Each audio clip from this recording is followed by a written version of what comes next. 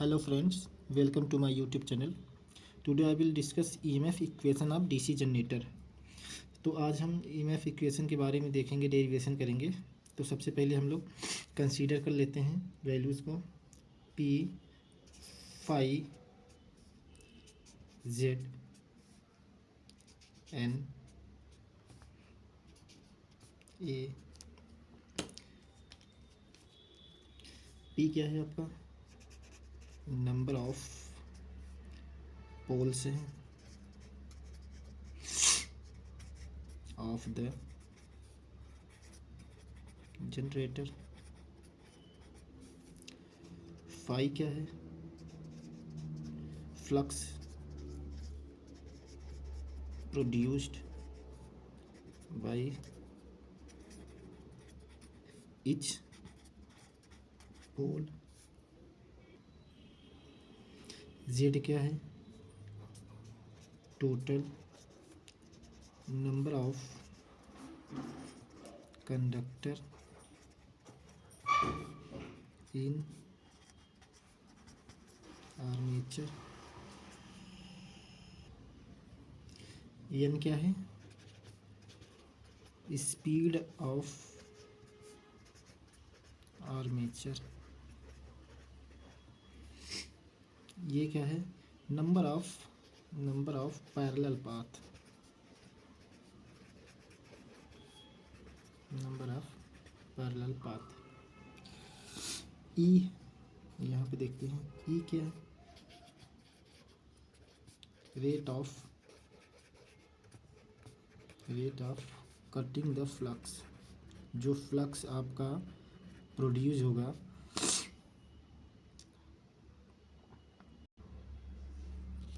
अब हम जानते हैं, वी नो दैट, हम जानते हैं कि ई बराबर d phi upon d t Faraday के नियमानुसार, एज पर फैराडेज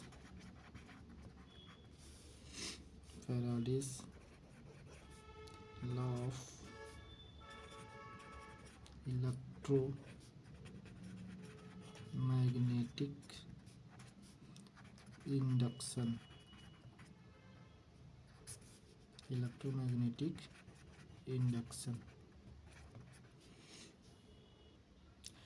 अब आगे देखते हैं कि एक रिवोल्यूशन में पर कंडक्टर पे कितने फ्लक्स प्रेरित होते हैं या उत्पन्न होते हैं, इसके बारे में देख लेते हैं। आगे लिखते हैं, flux cut by each conductor in one revolution. क्या हो जाएगा? डी फाई बराबर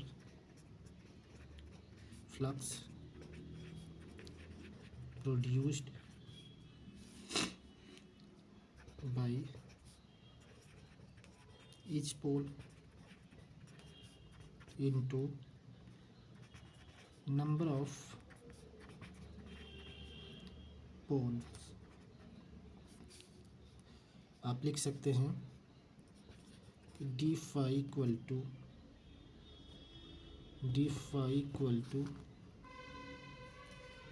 फाई इंटू पी। चलिए अब आगे देखते हैं। अब एक रेवोल्यूशन कंप्लीट करने के लिए जो समय की ज़रूरत पड़ती है वो 60/n होगी। तो time required for a conductor to complete one revolution dt equal to 60/n. Now E equal to d phi by dt. अब आपको पता है कि यहाँ पे d phi equal to phi into P, and आपको ये पता है dt इक्वल टू 60/n. तो यहाँ पे हम इसको पुट कर देते हैं. d phi जगह phi into P by 60/n. ठीक, ये ऊपर जाएगा तो क्या हो जाएगा आपका phi p n बाई 60. ये बराबर, एक तो आपको ये फॉर्मूले आते हैं. ये क्या है, फॉर पर कंडक्टर. ठीक है, अब देखते हैं कि ईच पैरेलल पाथ के लिए आपके पास कितने आर्मेचर कंडक्टर की ज़रूरत पड़ती है. तो लिखते हैं आगे, number of armature conductor in series for each parallel path equal to z/a. ठीक है, अब इसको हमको क्या करना, मल्टीप्लाई भी करना पड़ेगा इसमें. तो आगे लिखते हैं, effectively z/a conductors need to be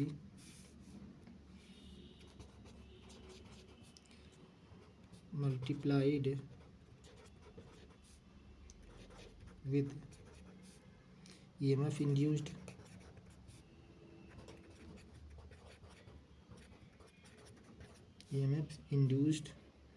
in conductor.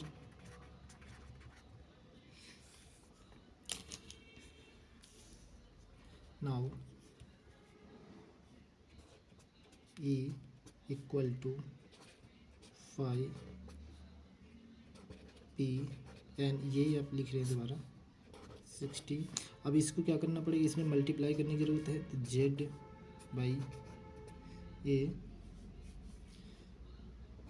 यहाँ पर आप लिख सकते हैं phi z/n p upon 60a volt. ये आपका है EMF इक्वेशन. अब यहाँ पे आपका ए जो है ये पैरेलल पाथ है, तो हम यहाँ आगे लिख सकते हैं कि A equal to P for lap winding and A equal to 2 for wave winding. इसका मतलब यह है कि ए बराबर पी की मतलब आपके लैप वाइंडिंग में जो पैरेलल पाथ होंगे, जितने पैरेलल पाथ होंगे उतने पोल्स होंगे. या तो आप ये कह सकते हैं, या फिर आप ये कह सकते हैं कि जितने पोल होंगे उतने ही पैरेलल पाथ बनेंगे. और जब आपकी वेव वाइंडिंग होगी तो वेव वाइंडिंग में आपके पैरेलल पाथ 2 ही बनेंगे.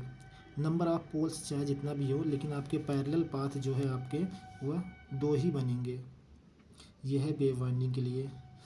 तो स्टूडेंट्स, ये आपके लिए बहुत ही इम्पोर्टेंट है. इलेक्ट्रिकल वालों के लिए जो क्वेश्चंस आएंगे बीटी बोर्ड में, तो आप इसको अच्छे से पढ़िए और एग्ज़ाम में अच्छे से इसको लिखिए. Thanks for watching video.